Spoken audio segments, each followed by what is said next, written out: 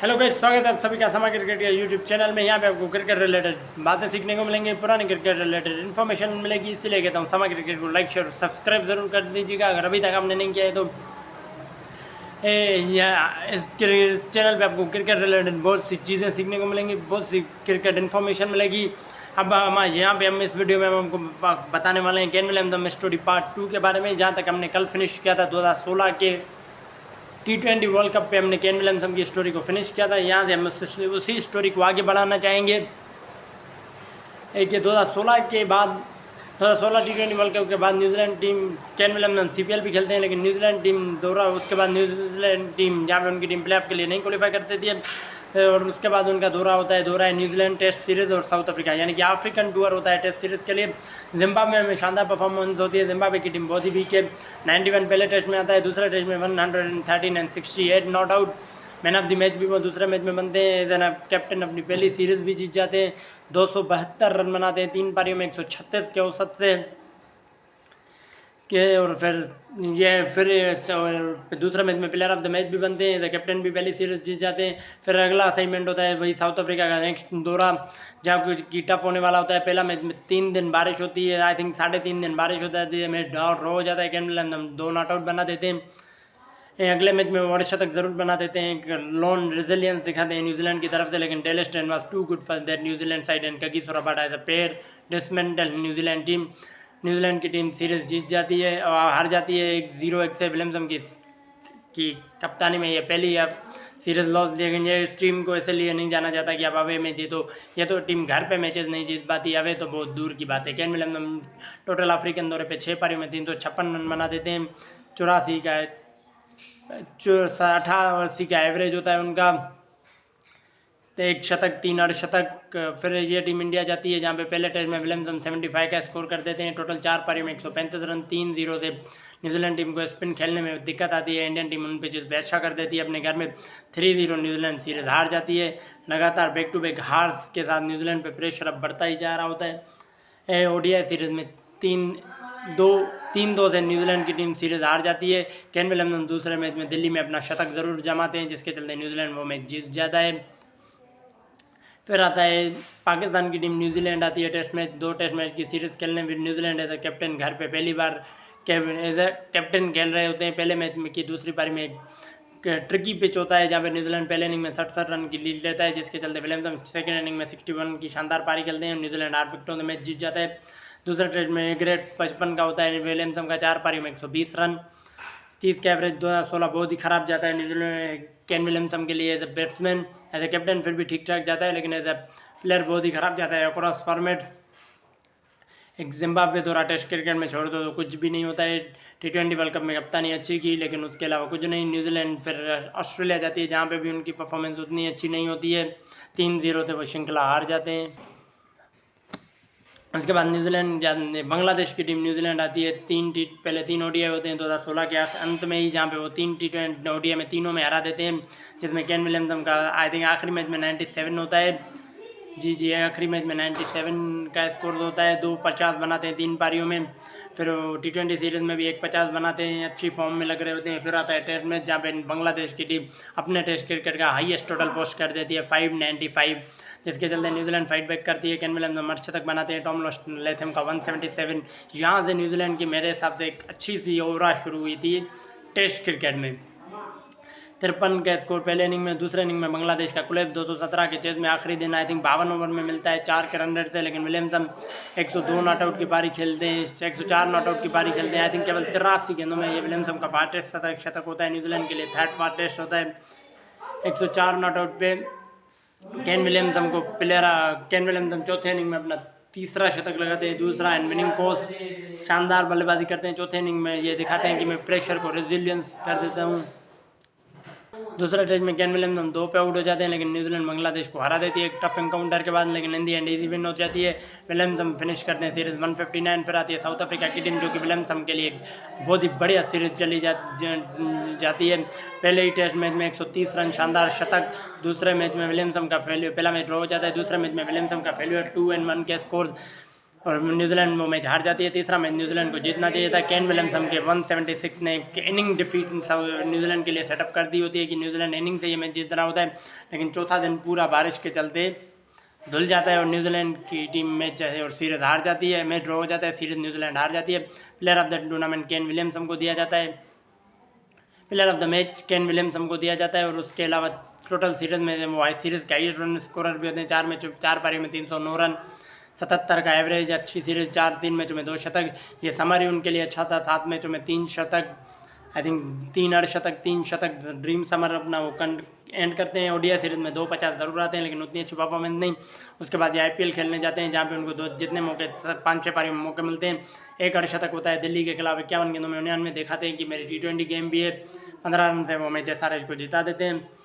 उसके बाद ये लोग जाते हैं ट्राई सीरीज़ खेलने, लेकिन विलियमसन आईपीएल के कमिटमेंट्स के कारण वो नहीं जा पाते। वहाँ पे टॉम लाथम कैप्टन होते हैं। प्लेयर ऑफ द सीरीज़ के साथ न्यूजीलैंड को सीरीज़ भी जिता के आते हैं। फिर आती है चैंपियंस ट्रॉफी। इसी बीच ये लोग ऑस्ट्रेलिया को भी ओडीआई सीरीज़ में हराते हैं, जहाँ तक मुझे याद है। फिर आता है ओडीआई चैंपियंस ट्रॉफी। पहला ही मैच और ट्रांसमैन राइवल ऑस्ट्रेलिया के खिलाफ, जहाँ पे केन विलियमसन का शतक आ जाता है। New Zealand going for easy victory, लेकिन बारिश और इंग्लैंड का तो खैर क्या ही, बारिश इंग्लैंड के तो क्या ही कहने, बारिश आ जाती है, मैच ड्रॉ हो जाता है। इंग्लैंड में मैच और बारिश ना हो ऐसा हो ही नहीं सकता। मैच ड्रॉ हो जाता है। अचानक से न्यूजीलैंड की टीम बैकफुट पे चली जाती है और वो दूसरा मैच हार जाती है न्यूजीलैंड से। केन विलियमसन की अच्छी कप्तानी नहीं होती है, या फिर बॉलर उससे रिस्पॉन्ड नहीं करते। 87 का स्कोर होता है केन विलियमसन का, अकेले वो लड़ते रहते हैं। आखिरी मैच में बांग्लादेश के खिलाफ ये वर्चुअल नॉकआउट होता है। जो मतलब जीतेगा उसको ये चाहना है कि कल ऑस्ट्रेलिया हारे, जो जीतेगा मतलब मेजोरिटी, क्योंकि ऑस्ट्रेलिया इंग्लैंड से हार चुकी होती है, बाद में हारती है, तो जो जीतेगा। और ये न्यूजीलैंड हॉट फेवरेट होती है इस मैच में, लेकिन बांग्लादेश इस मैच में दिखाती है कि हमारा भी कमबैक हो सकता है क्रिकेट में। जैसे कि विलियमसन पहले इनिंग में 57 बनाते हैं, 260 के जज में बांग्लादेश का स्कोर होता है 33 for 4। वहाँ से शाकिब अल हसन, महमूदुल्लाह की सेंचुरियाँ। विलियमसन को थोड़ा बहुत क्रिटिसाइज ज़रूर किया जाता है, लेकिन जब आप लो प्रोफाइल रहते हैं तो कोई आपको ज़्यादा क्रिटिसाइज नहीं करता, कोई आपको ज़्यादा बोलता नहीं है। लेकिन उस मैच में मेरे हिसाब से ख़राब कप्तानी हुई थी, या फिर बांग्लादेशी शानदार खेल गया था, दोनों चीज़ें। न्यूजीलैंड का एक और ऐसी इवेंट का सफ़र समाप्त, सूखा एक अभी भी उनका ट्रॉफी का सूखा अभी भी चल रहा है। 17 साल हो गए हैं। न्यूजीलैंड अभी तक क्रिकेट में एक ही ट्रॉफी नहीं जीती, लेकिन अब थोड़ा बहुत अच्छा परफॉर्म कर रही है। लेकिन ये चैंपियन ट्रॉफी के परफॉर्मेंस किसी भी लिहाज से अच्छी नहीं है।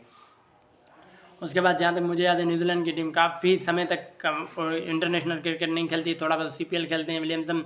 फिर ये सीधा जाते हैं अक्टूबर-नवंबर में इंडिया, जहाँ पे 3 मैचों की सीरीज़ में 1 अर्धशतक विलियमसन मारते हैं। 2-1 से अब ODI सीरीज़ हारते हैं, 2-1 मैच से अब T20 सीरीज़ भी हार जाते हैं। फिर आती है वेस्ट इंडीज़ की टीम दोहराए न्यूजीलैंड पे, जहाँ पे केन विलियमसन 3 पारियों में 98 रन बनाते हैं, 32 का औसत होता है। क्या एक ही अर्धशतक, 3 पारियों में 32 का औसत, 2-0 से आराम से वेस्ट इंडीज़ को ये लोग हरा देते हैं। फिर आती है ODI T20 सीरीज़ में भी ये लोग आराम से न्यूजीलैंड को हरा देते हैं। ODI में 3-0 हरा देते हैं। विलियमसन का 1 अर्धशतक, T20 में शायद विलियमसन होते ही नहीं है। फिर आती है एक try series, England, Australia and New Zealand. वो बड़ी टफ ट्राई सीरीज़ होती है, जिसमें न्यूजीलैंड ने अपने आई थिंक क्रूशल मैच में, जो कि नॉकआउट होता है, ऑस्ट्रेलिया अपने सारे मैच जीत के फाइनल में जा चुकी होती है। नॉकआउट मैच होता है बिटवीन इंग्लैंड एंड एक मैच, पहला मैच इंग्लैंड और न्यूजीलैंड का होता है, क्योंकि ऑस्ट्रेलिया तो सारे जीत गई होती है। इंग्लैंड न्यूजीलैंड में पहले मैच में प्लेयर ऑफ द मैच, और इतना मार्जिन से जिता देते हैं न्यूजीलैंड को कि वो लोग फाइनल के लिए क्वालिफाई हो जाते हैं। अगला मैच इंग्लैंड से हारने के बावजूद फाइनल में ऑस्ट्रेलिया की टीम जीत जाती है। Australia was the clear best team in the tri series. फिर इंग्लैंड की टीम आती है वहाँ पे क्रिकेट खेलने, जहाँ पे केन विलियमसन तीसरे मैच में शतक ज़रूर लगाते हैं ODI सीरीज़ में, लेकिन उनसे कुछ होता नहीं है। तीसरे टेस्ट मैच में ODI मैच में केन विलियमसन का शतक ज़रूर आता है, लेकिन वो किसी काम का नहीं होता, क्योंकि वो अपनी टीम को जिता नहीं पाते हैं। वो अच्छा शतक होता है, लेकिन मोइन अली की स्पिन के आगे वो टीम घुटने टेक देती है। पहले 4 में से 2-2 की सीरीज़ बराबरी की भी होती है। एक अर्धशतक भी केन विलियमसन का आता है, अच्छी सीरीज़ जाती है उनके लिए पर्सनल फ्रंट पे, लेकिन टीम एक बार फिर सीरीज़ हार जाती है। उसके बाद आपका मैच होता है अगेंस्ट टेस्ट सीरीज़ आती है, जिसमें पहले मैच में ट्रेंट बोल्ट टिम साउथी की गेंद पे, शानदार गेंदबाजी पे 58 ऑल आउट हो जाती है इंग्लैंड की टीम। केन विलियमसन शानदार शतक बनाते हैं उस पिच पे, जो कि एक डिफिकल्ट ग्रीनिश विकेट होता है। 102 रन की पारी खेलते हैं और न्यूजीलैंड इनिंग से ये मैच जीत जाता है। पहले इनिंग में इंग्लैंड, सेकंड टेस्ट में पहले इनिंग में अच्छे रन पोस्ट कर देता है। केन विलियमसन के लिए पर्सनल रन पे फ्लॉप सीरीज जाता है। 22-0 उनका स्कोर होता है। 124 रन 3 पारी में 41 के औसत से। अचानक से न्यूजीलैंड की टीम आपको पीछे दिख रही होती है, क्योंकि वो क्या ही कर रहे होते हैं। अचानक से ऐसा लग रहा होता है कि ये न्यूजीलैंड ये सीरीज हार गई, लेकिन नील वैगनर और ईस्टोडी का रेजिलियंस, 31 साल बाद न्यूजीलैंड जैसे 2016 में पाकिस्तान को 31 साल बाद हराया था, यहाँ पे इनको आई थिंक 34 साल बाद इंग्लैंड को हराया था। यानी कि रिचर्ड हेरिल के दौर के बाद पहली बार पाकिस्तान को हराया था, और रिचर्ड हेरिल के दौर के बाद ही पहली बार इंग्लैंड को भी हराया था। बहुत समय लग गया ऑस्ट्रेलिया को बड़ी बड़ी टीमों को हराने का। साउथ अफ्रीका को अभी तक न्यूजीलैंड ने नहीं हराया है। इवन ऑस्ट्रेलिया को एक बार हराया रिचर्ड हेरिल के दौर में। तो बड़ी बड़ी टीमों को अभी तक साउथ अफ्रीका के ने नहीं हराया। इंडिया को घर पे मारी है 2-3 बार सीरीज है। श्रीलंका को भी घर पे ही मारी है। अवे जीतना उनके लिए अभी भी एक टफ है, मतलब अवे जीतना अभी भी उनके लिए टफ है। न्यू इंग्लैंड में भी शायद एक ही बार अभी तक जीते हैं, लेकिन केन विलियमसन आईपीएल जाते हैं, कैप्टन आईपीएल जाते हैं, और ये उनका एक आप कह सकते हैं ड्रीम सीरीज। इसका एक पर्सनल फ्रंट है सारे 2018 भी आपके हमारे चैनल पे पड़ा है, आप देख सकते हैं। Kane Williamson as a captain with the bat 17 पारी में 735 रन, 52 का औसत, 145 का स्ट्राइक रेट, लगभग 8 शतक होते हैं उनके। अपनी टीम को फाइनल ले जाते हैं। फाइनल में एक लास्ट मोमेंट पे 47 पे रेस शॉट के चक्कर में स्टंप हो जाते हैं, जिसके चलते न्यूजीलैंड की टीम वसेसरश की टीम फाइनल हार जरूर जाती है। लेकिन he was the best batsman, he was the best captain along side Dhoni. अब जिनको आगे रखने वो आपका पर्सनल ओपिनियन है। इनकी कप्तानी में 118 मुंबई इंडियंस जैसी टीम पे वानखेड़े पे 151 against Rajasthan, 132 against KXIP and 146 against RCB। I think वो बेंगलुरु में होता है, नहीं वो हैदराबाद में होता है। 2 हैदराबाद में होते हैं, 2 अवे पे होते हैं। लेकिन SRH की टीम डोमिनेटिंग क्रिकेट खेल रही होती है throughout the team. He they were the first team to qualify. And Kane Williamson हम दिखा देते हैं कि मेरी कप्तानी में तो वो बंदा अलग ही लेवल है। Fab 4 में बेस्ट कैप्टन केन विलियमसन को ही गिना जाएगा एज अ कैप्टन, क्योंकि उन्होंने टाइटल भी जीता है। नंबर 1 पे ये होंगे, दूसरे पे विराट कोहली होंगे, तीसरे पे स्टीव स्मिथ होंगे, चौथे पे जो रूट होंगे। ओवरऑल जब भी हम देखेंगे विराट कोहली के बाद अभी भी मौके हैं कि वो अपनी टीम को आगे जिता पाए। क्या वो जिता पाएंगे, नहीं जिता पाएंगे, ये भी देखना रहता है। Kane Williamson against Virat Kohli in his captaincy, can New Zealand in against India in Kane Williamson captaincy was different beast. Opponent was Virat Kohli, opponent का कप्तान तब तक उस टाइम विराट कोहली हुआ करते थे, लेकिन बाद में विलियमसन भी आए।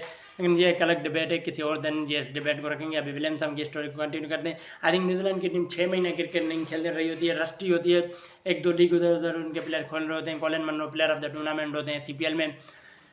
6 महीने बाद न्यूजीलैंड की टीम दौरा करती है। दौरा है पाकिस्तान के अगेंस्ट, दौरा UAE का, जहाँ पे 3 पारी T20 की सीरीज में विलियमसन का एक 50 आता है। ODI में भी शायद एक 50 आता है, नहीं ODI की सीरीज उनकी अच्छी नहीं जाती है। ODI फॉर्म थोड़ा सा नीचे लगा हुआ है। पाकिस्तान जनवरी में भी आती है, वो सीरीज में मिस कर गया, जहाँ पे न्यूजीलैंड को 5-0 हराती है। केन विलियमसन का पहले मैच में शतक, तीसरे मैच में अर्धशतक, जहाँ पाकिस्तान में 85 पे पूरी टीम ऑल आउट हो जाती है। इनका 73 पे पूरी टीम ऑल आउट हो जाती है, इनका 85 होता है। यहाँ पे ODI सीरीज 1-1 की ड्रॉ से T20 पाकिस्तान जीत जाती है। और टेस्ट सीरीज में एक बार फिर केन विलियमसन अपनी कैप्टनसी और अपनी बैटिंग का एशियन कंडीशन में जलवा दिखाते हैं। पहले मैच में 63 बनाते हैं और 37 175 का डिफेंस करवा देते हैं अपनी टीम से। पाकिस्तान चौक करती है, लेकिन Kane Williamson with his captaincy and his bowler responded, specially Ajaz Patel, 4 रनों से ये लोग ये मैच जीत जाते हैं। दूसरा टेस्ट बहुत ही वन साइड न्यूजीलैंड हार जाती है। इनिंग एंड 12 रन से केन विलियमसन पहली इनिंग में 28 नॉट आउट बनाते हैं। पूरी टीम 90 ऑल आउट हो जाती है, फॉलो ऑन खा जाते हैं। दूसरी इनिंग में इनका 30 होता है, बाकी टीम कुछ खास करती नहीं है। फिर आता है तीसरा मैच एंड डिसाइडर मैच। ऐसा लगा पहले दिन 274 पहली इनिंग में आउट हो जाती है कि न्यूजीलैंड की टीम 89 बनाते हैं केन विलियमसन, जिसके चलते पाकिस्तान ने एक अच्छा एडवांटेज थ्रो कर देती है। अजहर अली असद शफीक के सेंचुरीज के बावजूद 74 रन की लीड बना देती है। न्यूजीलैंड की टीम लीड उतारने से पहले ही 4 आउट हो जाते हैं। ऐसा लग रहा होता है कि मैच खत्म हो जाएगा, लेकिन केन विलियमसन 283 बॉल्स फेस करते हैं, 139 रन की शानदार पारी खेल देते हैं। और अलोंग साइड हेनरी निकल्स वो एक ऐसा सेटअप कर देते हैं कि इन दी एंड न्यूजीलैंड डिक्लेयर कर देती है कि 80 ओवर में 280 का विन आएगा। ये थोड़ा रिक्स ही ज़रूर होता है, लेकिन केन विलियमसन ने शायद अपनी कप्तानी में ये भी दिखाया था कि मैं रिक्स लेने से डरता नहीं हूँ। And he throw the dice for them, but in the end New Zealand bowling was too good, specially Tim Southee जो पहले 2 मैच नहीं खेले होते हैं, 7 विकेटें लेते हैं मैच में। And Pakistan were all out for 153, 126 run से जीत जाती है न्यूजीलैंड की टीम मैच। केन विलियमसन को प्लेयर ऑफ द मैच का मिलता है अवार्ड, और यासिर शाह को, क्योंकि होने तो केन विलियमसन ही चाहिए तो है, सीरीज वो जीतते हैं, लेकिन दिया यासिर शाह को जाता है क्योंकि उनकी 3 मैचों में 29 विकेटें होती हैं। अलग ही लेवल की गेंदबाजी हुई होती है। It's okay, it's to be fair, आपको जिसको देना है इसमें कुछ वो नहीं है। लेकिन Kane Williamson 386 run at 77 in the subcontinent pitch for an New Zealand batsman was a different level. मतलब आप ऐसी बैटिंग कर रहे हो तो ये बहुत ही आपके लिए अच्छा है पर्सनल फ्रंट पे। फिर श्रीलंका की टीम न्यूजीलैंड आती है, जहाँ पे 2 मैच की सीरीज होती है। पहले मैच में विलियमसन 91 ज़रूर स्कोर करते थे, अपना शतक ज़रूर मिस कर रहे होते हैं, जिस तरह के वो फॉर्म में होते हैं टेस्ट क्रिकेट में। एंड अगले मैच में, और यहाँ पे ये मैच न्यूजीलैंड को जीतना चाहिए होता है, लेकिन कुशल मेंडिस और एंजेलो मैथ्यूज बहुत लंबे समय तक बैटिंग कर रहे होते हैं, लगभग 600 मिनट, लगभग 600 डिलीवरीज की वो साझेदारी हो जाती है, मैच ड्रॉ हो जाता है। प्रेशर अब न्यूजीलैंड पे पूरी तरह होता है, क्योंकि दूसरे टाइम में केन विलियमसन के आउट होती है, न्यूजीलैंड टीम कोलैप्स हो जाती है। 165 होती है, लेकिन साउदी के बड़े शतक ने 178 पहुंचा दिया था, लेकिन Trent Boult and Tim Southee in 2018 was too good for Sri Lanka. वो 104 आउट कर देते, 74 की लीड में न्यूजीलैंड की टीम सेकंड इनिंग में 585 रन बना देती है। टॉम लैथम, नैन निकल्स के शतक, केन विलियमसन का 48, 659 के जज में ये लोग 136 श्रीलंका को फिर ऑल आउट कर देते हैं। 423 रन की लीड, 423 रन की जीत ज्वाइंट हाईएस्ट होती है ये न्यूजीलैंड के लिए।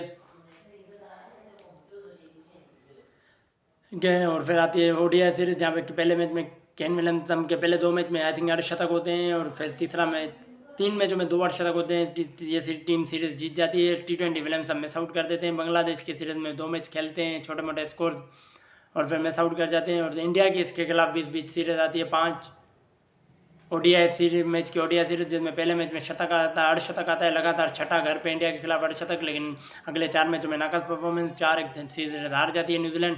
फिर आता है बांग्लादेश दौरा, जिसमें पहले ओडीआई सीरीज 3-0 से ये लोग जीत जाते हैं, just like in Sri Lanka. Test series में पहले ही मैच में बांग्लादेश की टीम 129 ऑल आउट हो जाती है, और न्यूजीलैंड की टीम 586 रन की लीड लेती है। 200 नॉट आउट केन विलियमसन का स्कोर होता है अपने करियर का। ये शायद उनका दूसरा ही 200 था, 3 4 हाँ 5 6 दूसरा 200 होता है करियर का, और प्लेयर ऑफ द मैच उनको ही मिलता है। दूसरे मैच में 74 बना देते हैं। एक बार फिर इनिंग शिकस्त, पहले 2 मैच बारिश के बावजूद अपनी कैप्टनसी से जिता देना, ये एक अलग ही बात है। और तीसरे मैच में वो एल्बो इंजरी से बाहर हो जाते हैं, लेकिन वो होता नहीं है क्राइस्टचर्च मॉस्क अटैक की वजह से, जहाँ पे मस्जिद पे हमला होता है मुसलमानों पे, उसके चलते बांग्लादेश की टीम वो मैच नहीं खेल पाती है।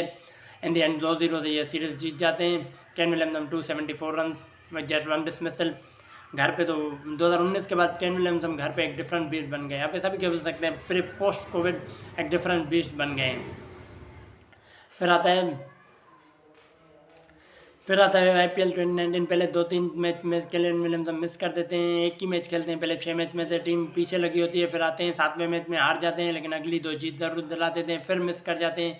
10वां मैच फिर 11वें मैच से वापसी कर देते हैं, टीम को 4 में से 1 मैच जिता देते हैं। डेविड वार्नर की अनबिलीवेबल परफॉर्मेंस है, सारे एलिमिनेटर खेल देती है। केन विलियमसन एक ही शतक बना देते हैं, 8 शतक बनाते हैं 8-9 मैचों में, परफॉर्मेंस कुछ खास रहती नहीं है। और फिर आता है 2019 का वर्ल्ड कप, पर Kane Williamson was 2019 world cup as a captain, as a sports person, as a cricketer, जो उन्होंने गोल सेट किया ना, वो दुनिया के लिए अलग ही हो गए। वर्ल्ड कप तो न्यूजीलैंड नहीं जीत पाई, लेकिन बहुत ही बड़े बड़े दिल जीते शुरू कर देते हैं। पहले मैच में श्रीलंका को उनकी बॉलिंग ज़बरदस्त चल रही होती है। Run ball Matt Henry Southee के इंजर्ड की वजह से खेलते हैं, अनलकी फर्ग्यूसन 136 रन पे पहले ही मैच में आउट हो जाती है न्यूजीलैंड की टीम, श्रीलंका को ऑल आउट कर देती है। श्रीलंका को 137 चेस कर जाते हैं। बांग्लादेश वाले मैच में इनकी बैटिंग ज़रूर आती है, तो 245 के जज में थोड़ा बहुत ये इस टीम को हैकअप ज़रूर होते हैं। 40 बना देते हैं केन विलियमसन, 40 का स्कोर होता है केन विलियमसन का। अगले मैच में अफगानिस्तान के खिलाफ जिमी नीशम का Pfeiffer 79 not out Kane Williamson की एक और अच्छी बार है। इंडिया से इनका मैच ड्रॉ हो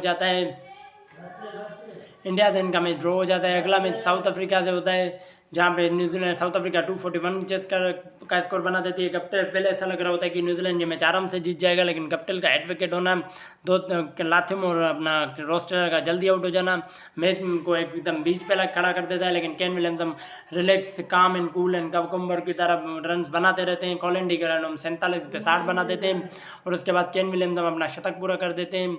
92 पे खेल रहे होते हैं, जब 7 गेंदों में 12 रन चाहिए होते हैं, लेकिन वो जो इतना काम, इतने अंडर प्रेशर केन विलियमसन कैसे हो पाते हैं, ये सिर्फ वही जानते हैं। जब वो जस्ट छोटी सी गेंद को यहाँ पे डेप कर देते हैं कि थर्ड मैन की ओर चौका हो जाता है, फिर 5 गेंदों में जब 7 रन चाहिए होते हैं तो 96 पे खड़े होते हैं, अपना इंडिविजुअल को भूल के टीम के लिए एक प्रेशर सिचुएशन में एक मिड विकेट पे छक्का मारते हैं, और फिर अगली गेंद पे चौका मार देते हैं। साउथ अफ्रीका, न्यूजीलैंड लगातार अपना चौथा मैच जीत चुकी होती है, एक ड्रॉ भी हुआ होता है। फिर आता है वेस्ट इंडीज़ का मैच, जहाँ पे पहले ही ओवर में 2 विकेटें गिर जाती है, लेकिन केन विलियमसन प्रेशर को ऑब्जर्व करते हैं। 155 डिलीवरीज ओडीआई में खेलना, ये जी अलग बात होती है, आपकी फिटनेस, आपकी डिज़ायर दिखाता है। 148 रन के वो पारी खेलते हैं, 291 तक न्यूजीलैंड पहुंच जाती है। 292 के चेज में 142 for 6 से न्यूजीलैंड की टीम कमबैक कर देती है। वेस्ट इंडीज़ की टीम कार्लोस ब्राथवेट की सेंचुरी के थ्रू कमबैक कर देती है, जब 3 ओवर में 33 रन 1 विकेट बचे होते हैं। मैट हेनरी 25 रन कंसीड कर देते हैं, लेकिन लॉकी फर्ग्यूसन वहाँ पे एक अच्छा ओवर डाल देते हैं। 5 गेंदों में केवल 2 रन, आखिरी गेंद छक्के के साथ फिनिश। लेकिन ट्रेंट बोल्ट का अंडर प्रेशर एक काम कैच, और वो जो सेलिब्रेशन न्यूजीलैंड की दिखाती है कि वो दिखाती है, केन विलियमसन भी सेलिब्रेट करते हैं, वो उतना नहीं करते क्योंकि वो ऐसे काम रहते हैं, उतना वो सेलिब्रेट करते नहीं हैं। लेकिन इन दी एंड न्यूजीलैंड वो मैच जीत जाती है, लगभग उनका सेमीफाइनल डन हो जाता है। फिर अगला मैच आता है पाकिस्तान के खिलाफ, विलियमसन का 41 का स्कोर। वो बॉलिंग फाइट ज़रूर कर देते हैं, लेकिन बाबर आजम की क्लासी सेंचुरी जिसके चलते न्यूजीलैंड वो मैच हार जाती है। अगला मैच ऑस्ट्रेलिया के गेम, जहाँ पे ऑस्ट्रेलिया को ये लोग रिकवर होने का मौका देते हैं। 88 for 5 से 243 ट्रेंट बोल्ट का हैट्रिक जरूर आता है, लेकिन तब तक देर हो चुकी होती है। न्यूजीलैंड की टीम प्रेशर नहीं झेल पाती है। Kane Williamson top team batsman होते हैं 40 के साथ। अगले मैच में केन विलियमसन 27 का स्कोर कर देते हैं। आई थिंक वो रन आउट हो जाते हैं अगेंस्ट इंग्लैंड। वो मैच भी ये लोग हार जाते हैं, लेकिन पाकिस्तान के कंपेटिशन में इनका रन रेट बहुत ही ज़्यादा होता है। एज ए 4th प्लेस वो टीम क्वालिफाई कर देती है, और सबको यही लग रहा होता है कि न्यूजीलैंड नीचे से आई है इंडिया के खिलाफ, तो वो कुछ नहीं कर पाएंगी। उनका सेमीफाइनल लगना होता है ऑस्ट्रेलिया, लेकिन अचानक से उनका इंडिया के खिलाफ लगता है, तो सबको यही लगता है कि ये टीम तो इंडिया के खिलाफ मतलब आराम से हार जाएगी। इंडियन टीम बहुत ही अच्छी क्रिकेट खेल रही होती है उस वर्ल्ड कप में, तो ऐसा ही लग रहा होता है कि आराम से ये मैच न्यूजीलैंड की टीम न्यूजीलैंड की ये टीम मैच हार जाएगी। लेकिन ऐसा नहीं होता है, और इंडिया वाले तो ये भी कहते हैं कि न्यूजीलैंड लकी है कि वो आ गया, क्योंकि इनका मैच इंडिया से ड्रॉ हुआ था। लेकिन मैंने पहले ही बोला है, Kane Williamson versus India against India in his captaincy, New Zealand against India in Kane Williamson captaincy was a different fish all together. जब पहले ही ओवर में मार्टिन गप्टिल आउट हो जाते हैं, तो सब कहते हैं कि विलियमसन बहुत धीरा खेल रहे हैं, क्या मैन निकोल्स के साथ 7 ओवर में 10 रन 14 और 52 रन। लेकिन जडेजा की गेंद पे निकोल्स आउट हो जाते हैं, एंड रॉस टेलर और केन विलियमसन एक अच्छी पार्टनरशिप कर देते हैं। जब एक्सेलरेट करने का समय आता है तो केन विलियमसन आउट हो जाते हैं। 40 ओवर तक 41वें ओवर में पहली बार उनका रन रेट 4 के पार जाता है। लेकिन एक 18 रन का ओवर जो यूजी चहल का लेते हैं कॉलिन डिग्रांडम, जिसके चलते 646.1 में 211 for 5 पहले दिन रेन आ जाती है। इंडिया को 20 ओवर में 148 रन का हदफ मिलना था, लेकिन बारिश एक बार फिर आ गई और मैच दूसरे दिन पर मुंतकिल किया गया। लेकिन दूसरे दिन बारिश हवाएं बहुत चल रही थी मैनचेस्टर में। अगली 23 गेंदों में न्यूजीलैंड की टीम 28 रन बना देती है, 240 का हदफ इंडियन टीम उस इंडियन टीम के खिलाफ बहुत ही मतलब वो होता है, ईजी होता है। रोहित शर्मा 3 शतक लगा के आ रहे हैं, केएल राहुल के 360 रन, कौन ही रोकेगा न्यूजीलैंड को। लेकिन उनका यही होता है कि उनकी जो पूरी टीम है वो चल टॉप ऑर्डर पर रही होती है। और पहली गेंद लेकिन दूसरी ओवर में मैट हेनरी रोहित शर्मा को आउट कर देते हैं। ट्रेंट बोल्ट की गेंद पे विराट कोहली एलबीडब्ल्यू आउट हो जाते हैं। Matt Henry again outside edge, timeless का बढ़िया कैच एंड 10वें प्रेशर पूरी तरह से इंडिया पे और पूरी तरह से इंडियन टीम दे जाती है। दिनेश कार्तिक उस मैच में बहुत ही गंदा खेलते हैं, 26 गेंदों में केवल 6 रन और शानदार कैच होता है जिमी नीशम का 10 over 24 run 4 out. Jimmy Neesham एक कैच ज़रूर छोड़ते हैं अपना ऋषभ पंत का, और ऋषभ पंत और हार्दिक पांड्या अगली 10 ओवर में 46 रन बना देते हैं। अचानक से मैच मुझे ऐसा लगने लगता है इंडियन वालों की हमारे पक्ष में थोड़ी पार्टनरशिप ये हो रहा गई तो प्रेशर न्यूजीलैंड पे। लेकिन मिचेल सेंडर उस दिन क्या बॉल डालते हैं, पहला over maiden Rishabh Pant take on करने की कोशिश कर देते हैं मिचेल सेंडर को, वो भी आउट हो जाते हैं। और फिर हार्दिक पांड्या और MS धोनी टुक टुक कर देते हैं, हार्दिक पांड्या और MS धोनी टुक टुक करते हैं, जिसके चलते 21 रन की पार्टनरशिप 45 गेंदों में। लेकिन मिचेल सेंडर को टुक टेक ऑन करने के चक्कर में हार्दिक पांड्या आउट हो जाते हैं। मिचेल सेंडर पहली 6 ओवर में केवल 5 रन देते हैं और 2 विकेटें भी लेते हैं। ऐसा लग रहा होता है कि मैच वन साइडेड खत्म हो जाएगा, 100 रन से कम ये इंडिया ये मैच हार जाएगी। लेकिन ऐसा होता नहीं है, कहानी में एक ट्विस्ट आ जाएगा। ट्विस्ट लेके आते हैं रविंद्र जडेजा, वो मिचेल सेंडर को पहले छक्का मारते हैं, फिर MS धोनी ट्रेंट बोल्ट को चौका मार देते हैं। अचानक से रन रेट कंट्रोल में आने शुरू हो जाता है। 12 ओवर में 108 रन चाहिए होते हैं। रविंद्र जडेजा अपने शॉट्स खेलते रहते हैं, महेंद्र सिंह धोनी सिंगल डबल के साथ चलते रहते हैं। ये रविंद्र जडेजा का 50 पूरा हो जाता है। 41 गेंदों में 67 रन चाहिए होते हैं इंडियन टीम को। अचानक से 5 फिर लॉकी फर्ग्यूसन को वो छक्का और फिर लॉकी फर्ग्यूसन का वो डॉट बॉल, जिसके आज भी रिएक्शंस आते हैं। 5 ओवर में 52 रन चाहिए होते हैं। आखिरी में एक और चौका जडेजा इसके ओवर में लगा देते हैं। 4 ओवर में 42 रन। एक आपके पास एक मैन हेनरी का ओवर, एक ट्रेंट बोल्ट का ओवर, एक लॉकी फर्ग्यूसन का ओवर, और मैट हेनरी वहाँ पे क्या ओवर डालते हैं, केवल 5 रन आते हैं उस ओवर से, जिस पे प्रेशर पूरी तरह से इंडिया पे आ जाता है। अचानक से 3 ओवर में 37 रन चाहिए होते हैं। ट्रेंट बोल्ट फिर एक बढ़िया ओवर डाल देते हैं। महेंद्र सिंह धोनी मारने की कोशिश कर रहे होते हैं, लेकिन उनको मारने नहीं देते हैं। और फिर रविंद्र जडेजा की गेंद हवा में खड़ी हो जाती है। विलियमसन का अंडर प्रेशर बहुत ही ज़बरदस्त कैच होता जाता है और फिर 12 गेंदों में 31, लाकी फर्ग्यूसन को MS धोनी का छक्का, फिर एक डॉट बॉल 10 पे 25, और फिर बाल जाती है स्क्वायर लेग के एरिया में, वहाँ से मार्टिन कप्टिल का throw, Mahendra Singh Dhoni run out. Kane Williamson और न्यूजीलैंड की खुशी की कोई इंतहा नहीं होती है। आप समझ जाते हैं कि अब ये मैच जीत चुके हैं कि अगली 5-6 गेंदों में इंडिया के 2 विकेटें गिर जाती हैं, 18 रनों से ये मैच जीत जाती है। ओल्ड ट्रैफर्ड में 1979 में न्यूजीलैंड आ रही, 99 में आ रही, लेकिन 2019 में ये एक अपसेट भी गिना जाता है क्रिकेटिंग लैंग्वेज में, लेकिन ये अपसेट नहीं होता है। न्यूजीलैंड की टीम इंडिया को आउटशाइन कर देती है। वो न्यूजीलैंड की टीम बहुत अच्छी क्रिकेट खेलती है, उतनी अच्छी cricket through out the tournament नहीं खेल देती है, क्योंकि वो उनके पहले के मैचेस बड़े छोटे होते हैं, जिसके चलते ये लोग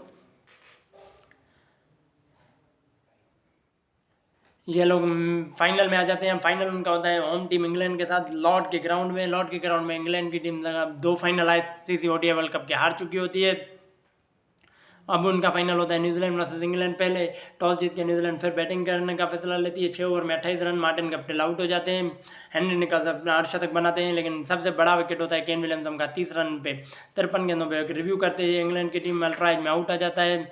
अचानक से केन विलियमसन अपना टूर्नामेंट खत्म करते हैं 578 run with an average of 82।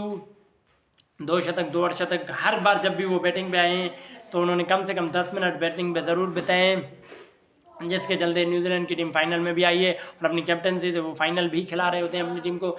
New Zealand की टीम की विकेटें गिरती जा रही होती हैं 4, और अचानक से लेम पलंग के स्पेल ने मैच को पूरा चेंज कर देते हैं। फिर आते हैं टाम लैथम नीचे से 47 रन की पारी खेलते हैं। पूरी पारी में केवल 2 ही छक्के लगा पाती है न्यूजीलैंड की टीम, और जिसके चलते आखिरी गेंद मिचेल सेंटनर लीव करते थे। 242 का हदफ आता है। पहली गेंद पे LBW लगता है, जो कि जस्ट वो हो जाता है एम्पायर कॉल। और पहली 2-3 गेंदें तो क्या कमाल की गेंदें होती हैं ट्रेंट बोल्ट की, जिसमें जेसन रॉय लग गए होते हैं। 2 बार एम्पायर कॉल हो जाता है उनके फेवर में।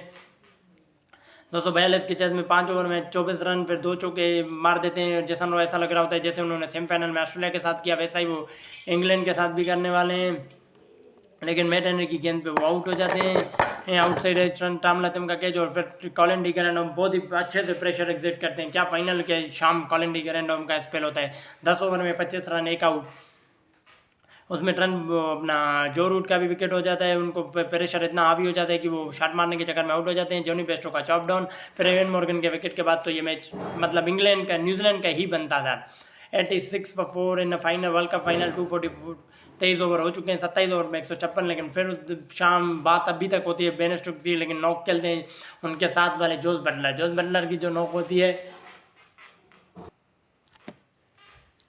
जोस बटलर उस शाम क्या ही पारी खेलते हैं, 60 गेंदों में 59 रन। अचानक से उनको इंग्लैंड की टीम रन रेट को 6 से ऊपर जाने नहीं देती है। आखिरी 10 ओवर में केवल 72 रन चाहिए होते हैं, जिसके अगले फिर प्रेशर इंग्लैंड पे आता है कि कहीं अगर एक विकेट और गिर गया तो प्रेशर आ जाएगा, क्योंकि जैसे जैसे इंग्लैंड भी अभी तक वर्ल्ड कप नहीं जीती होती है, न्यूजीलैंड भी नहीं जीती होती है, प्रेशर दोनों साइड से होता है। लाकी फर्ग्यूसन क्या कमाल के 2 ओवर डालते हैं, 7 रन देते हैं।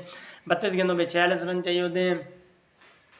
हवा में गेंद हो जाती है, हवा में गेंद उड़ाते हैं। टिम साउथी का बिगफुट पैंट से डाइव लगा के शानदार ऑफ साइड पे कैच लेते हैं जोस बटलर का। अचानक से मैच में जान आ जाती है। 25 गेंदों में 43 रन, बेन स्टोक्स का चौका, क्रिस वोक्स की गेंद हवा में, टॉम लैथम का रिकॉर्ड ब्रेकिंग कैच है, most catches for keeper in world cup. 23 गेंदों में 39 रन, 18 गेंदों में 34। बेन स्टोक्स 10 लेते हैं। अगली ओवर में 2 विकेटें जरूर आते हैं। बेन स्टोक्स 9 गेंदों में 22 रन चाहिए होते हैं। बेन स्टोक्स शॉट मारते हैं, गेंद हवा में होती है।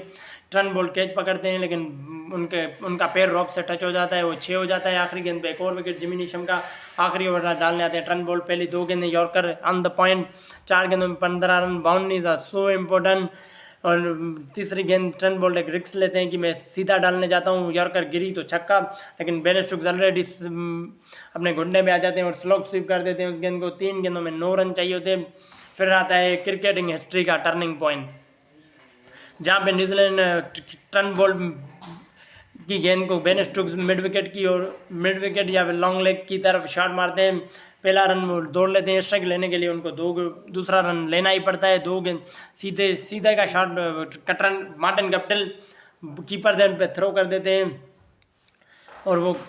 और वो गेंद बल्ले से लग के बेन स्टोक्स के बल्ले से लग के थर्ड मैन की दिशा में 4 रन हो जाती है। 2 + 4 6 होना होता है, शायद वो 5 दे सकते हैं, लेकिन 2 गेंदों में आपको 3 रन चाहिए होते हैं।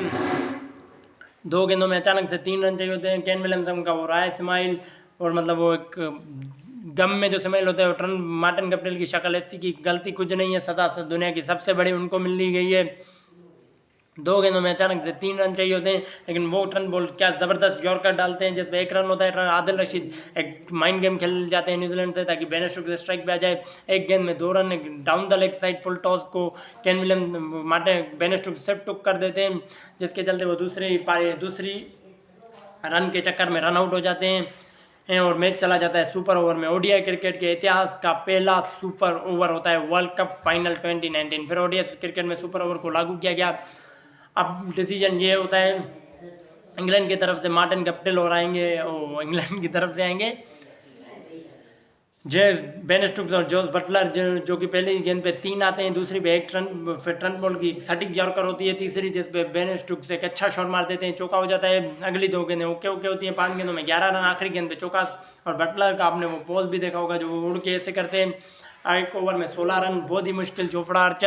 प्राइम जोफ्रा आर्चर के खिलाफ जिमी नीशम को मार्टिन गप्टिल को बोलते हैं कि तुम स्ट्राइक लो। पहली गेंद वाइड हो जाती है, अगली गेंद पे तुक्का जो कि एक सिंगल होना था, लेकिन गप्टिल बहुत तेज़ी से भागते हैं।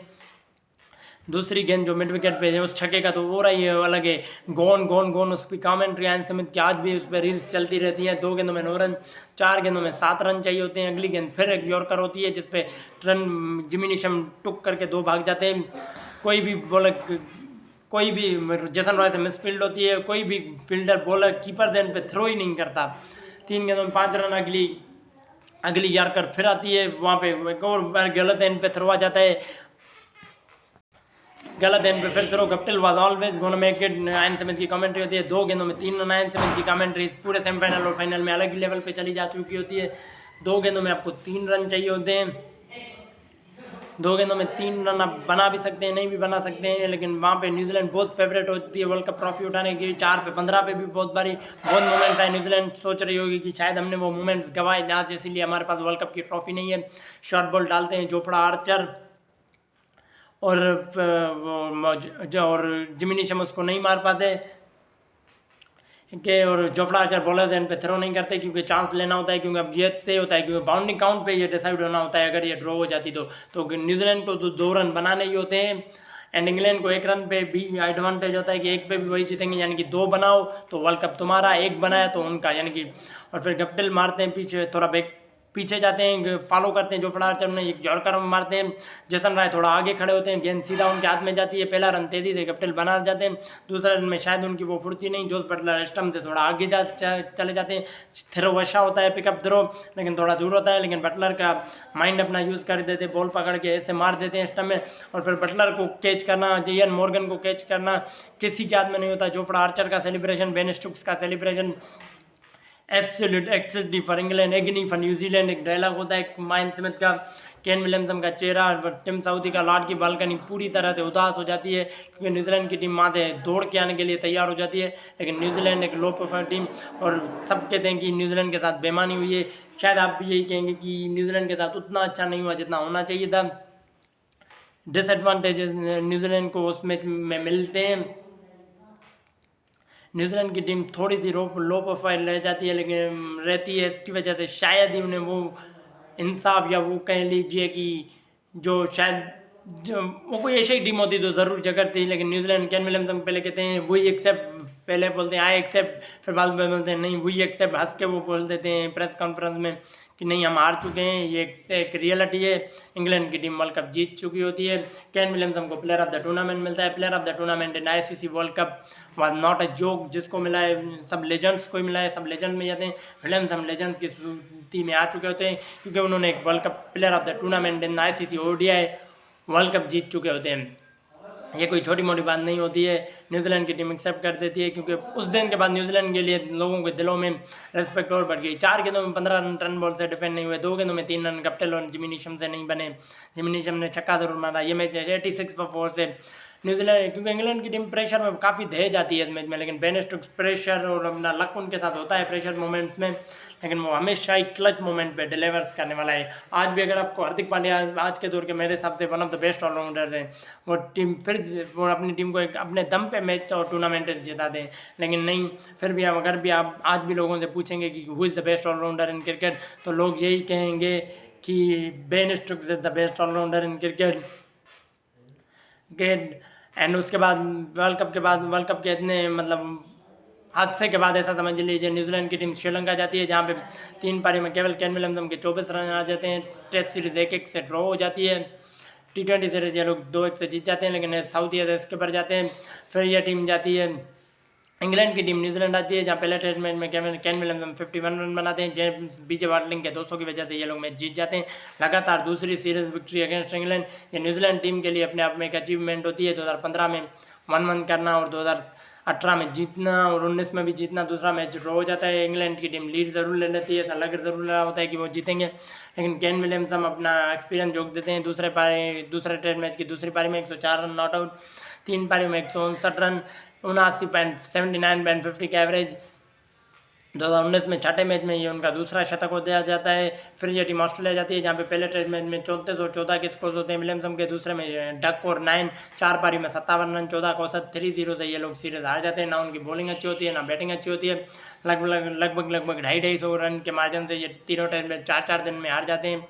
तीसरा मैच विलियमसन खेलते ही नहीं है इंजरी के कारण। फिर आती है Indian team New Zealand 5 T20 match की सीरीज खेलने, जहाँ पे केन विलियमसन 3 ही खेलते हैं। पहले मैच में अर्धशतक बनाते हैं, तीसरे मैच में शानदार 95 जब वो आउट होते हैं तो 4 गेंदों में 2 रन चाहिए होते हैं, वो भी न्यूजीलैंड से नहीं बनते। सुपर ओवर में वो 5-0 सीरीज हार जाते हैं, लेकिन T20 सीरीज ODI सीरीज इन लाथिम कैप्टन से जीत जाते हैं। फिर आता है टेस्ट सीरीज, जहाँ पे ग्रीनिश विकेट न्यूजीलैंड की टीम बना देती है। पहले ही दिन इंडिया 165 ऑल आउट हो जाती है, वो 89 बनाते हैं। केन विलियमसन उस डिफिकल्ट विकेट पे डिफिकल्ट गेंदबाजी लाइनअप के अगेंस्ट इंडिया 89 बना देते हैं। दूसरा टेस्ट मैच उनके लिए बहुत ही ख़राब होता है। पर्सनल रन पे 5 और 3 के स्कोर और 97 रन 3 पारी में 32 का ही औसत होता है। फिर एक 1 ऑफ ODI अपना बिहाइंड डोर्स कोविड में भी खेला जाता है, अगेंस्ट ऑस्ट्रेलिया इन ऑस्ट्रेलिया, लेकिन वो मैच ड्रॉ हो जाता है। ऐसा ही फिर कोविड आ जाता है, 6 महीना कोई क्रिकेट नहीं होती है। फिर सीधा विलियमसन का डोर खुलता है IPL में, जहाँ पे न्यूजीलैंड की टीम IPL के बाद वेस्ट इंडीज़ के साथ सीरीज में शेड्यूल ज़रूर होती है। अचानक से WTC का वो शेड्यूल भी चेंज हो जाता है और WTC में पहुंचने के लिए न्यूजीलैंड को अपने 6 में से 6 जीतने होंगे, क्योंकि ऑस्ट्रेलिया साउथ अफ्रीका का दौरा ड्रॉ हो जाता है। उनके खिलाफ दूसरे ऑप्शन भी होते हैं कि उनकी दूसरा रिजल्ट भी उनके फेवर में जाए, लेकिन अभी तक ये कंफर्म नहीं होता कुछ कि यही लोग जाएंगे। लेकिन अपने 6 में से 6 जीतो तो बहुत ही ब्राइट चांसेस हैं न्यूजीलैंड के। अपने 4 में से 4 जीतो, क्योंकि 2 तो इंडिया से जीत लिए, तो 6 में से 3 जीतने होते हैं। 10 में से 7 आप जीतोगे तो 70% आपको परसेंटेज मिल जाएगी, क्योंकि ये एक सिस्टम में फ्लॉ था।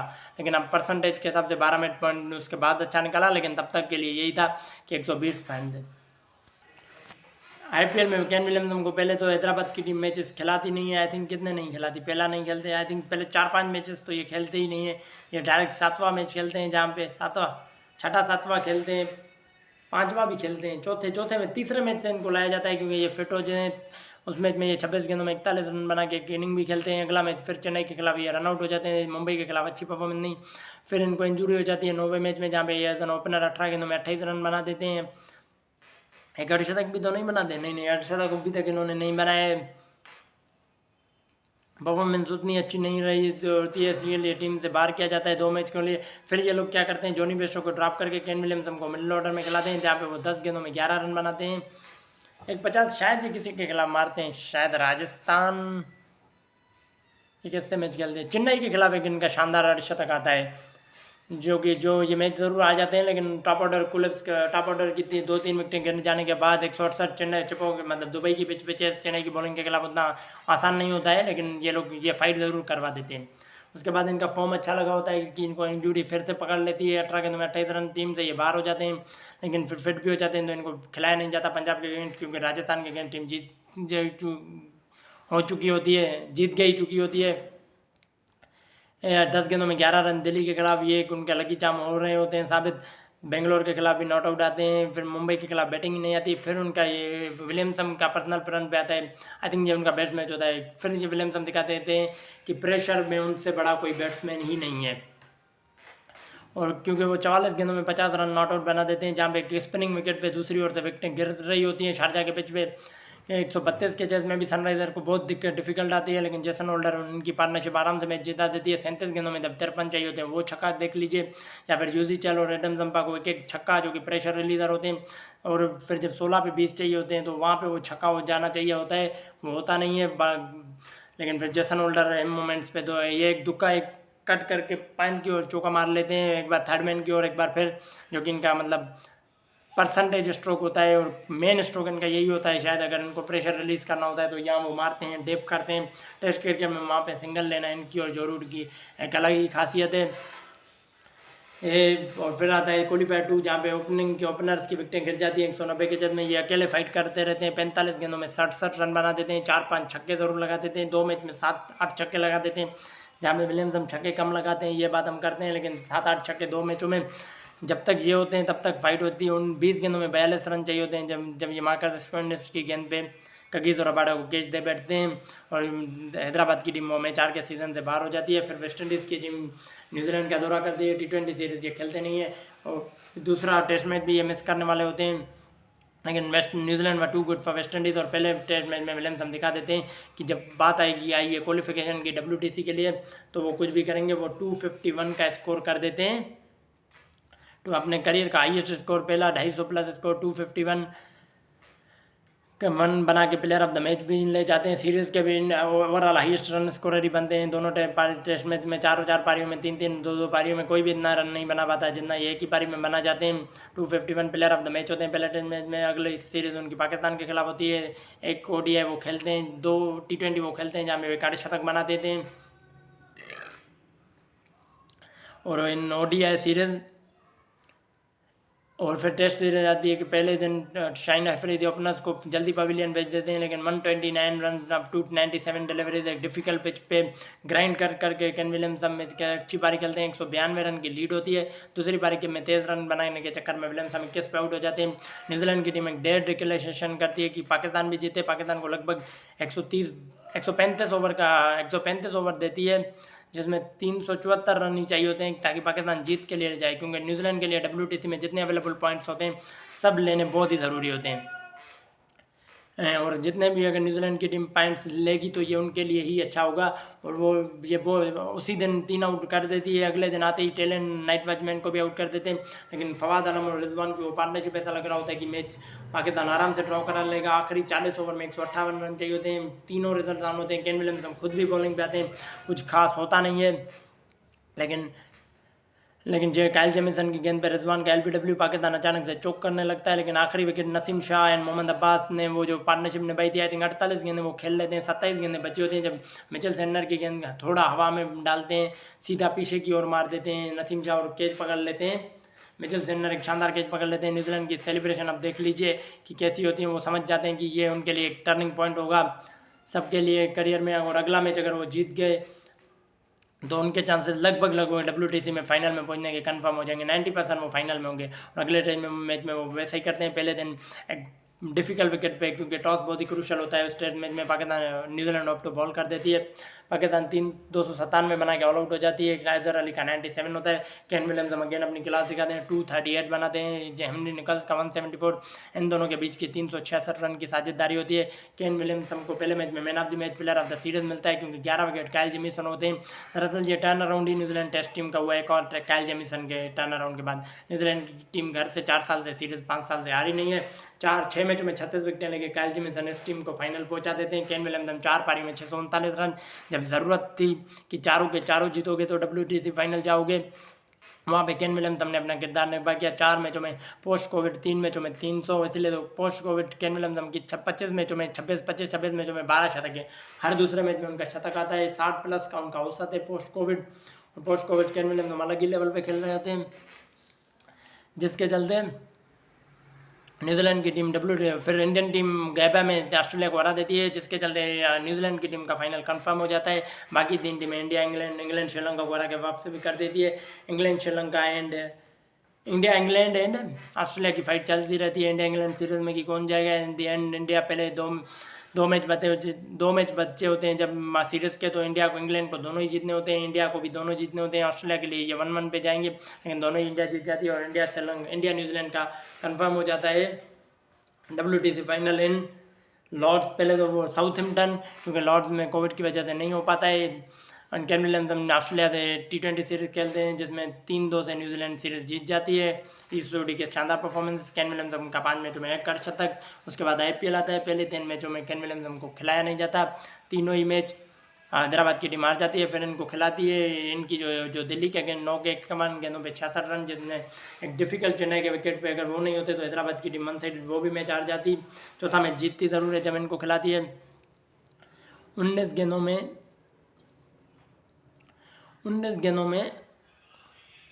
51 पे 66, 19 पे 16 ये इनके स्कोर्स होते हैं। चेन्नई के खिलाफ 10 गेंदों में 26 रन बना देते हैं, जहाँ पे डेविड वार्नर की स्लो नॉक इनको कॉस्ट कर जाती है। 5 में 6 में से 1 की जीत होती है, तो अचानक से केन विलियमसन को कप्तान बनाने का ख्याल आ जाता है हैदराबाद को। डेविड वार्नर के साथ ये बहुत ही गलत होता है। डेविड वार्नर स्टोरी में हमने आपको इसके बारे में बताया, 21 गेंदों में 20 रन बनाते हैं। 21 गेंदों में 20 रन बनाते हैं केन विलियमसन। बॉलिंग बहुत ही ख़राब हुई होती है और जोस बटलर शानदार शतक बना देते हैं, लेकिन IPL अचानक से बंद हो जाता है। बंद इसलिए हो जाता है कि कोविड आ जाता है, कोविड की वजह से IPL बंद हो जाता है। फिर दूसरा का वो वहाँ पे शुरू हो जाता है, दूसरा फेज़ उनका सितंबर अक्टूबर में शिफ्ट किया होता है, just before T20 world cup. फिर न्यूजीलैंड की टीम जाती है इंग्लैंड WTC फाइनल खेलने, लेकिन WTC फाइनल से होता है इंग्लैंड द्वारा। ये न्यूजीलैंड ने अच्छा किया होता है कि यहाँ से 2 टेस्ट इंग्लैंड के साथ, क्योंकि इंग्लैंड के साथ कोविड में कोई खेल नहीं रहा होता है, उनको एक सीरीज़ अपने समर के लिए चाहिए होता है। एक मैच लॉर्ड में कराना होता है, एक मैच एडजस्टन में। न्यूजीलैंड की टीम हिम्मत दिखाती है, वो आती है और अपना प्रिपरेशन भी कर देती है WTC का फाइनल का।